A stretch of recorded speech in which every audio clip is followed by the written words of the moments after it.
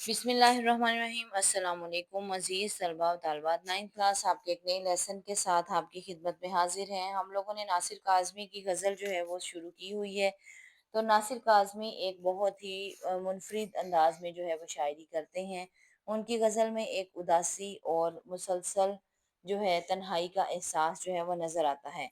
सादा से लफ्ज़ों में उन्होंने ये गज़ल लिखी है और गज़ल जो है इसके सारे अल्फाज जो हैं बहुत सादा अल्फाज में उन्होंने महबूब से मोहब्बत का इजहार किया है।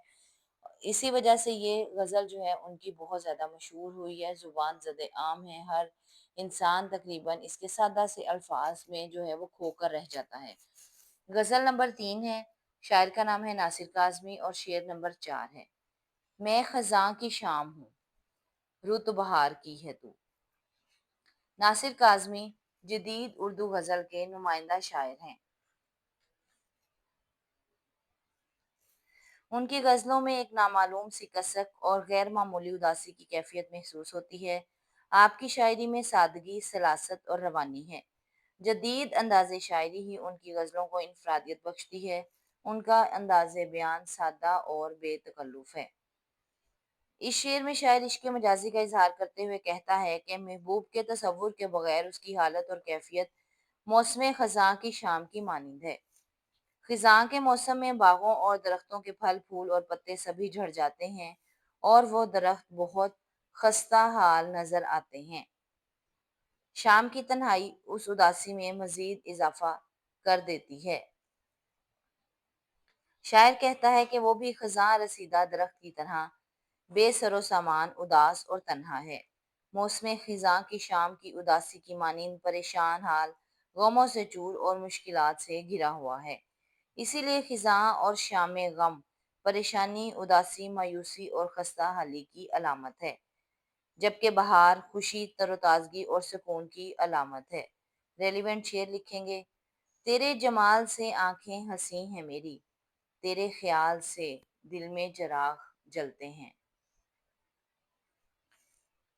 शायर कहता है जिस तरह बहार की आमद से खिजां की उदासी और वीरानी खत्म हो जाती है, हर तरफ रंग, खुशबू और हसीन नज़ारे दिखाई देते हैं और हर मौसम, हर मंजर हसीन लगने लगता है।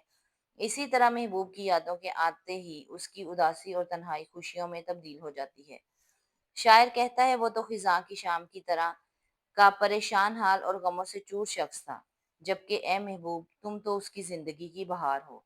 जिस तरह बहार के मौसम में हर तरफ रंगारंग फूल खिलते हैं, रौनकें ही रौनकें होती हैं, हर तरफ खुशियों का समा होता है, ऐसे ही ए महबूब तुम्हारी यादें मुझे फूलों की मानिंद खुशो खुरम और तरोताज़ा रखती हैं। तुम्हारी यादों के सहारे ही मेरे अंदर जिंदगी की लहर पैदा होती है और दिल पुरसुकून और तरोताज़ा हो जाता है। रेलिवेंट शेर लिखेंगे।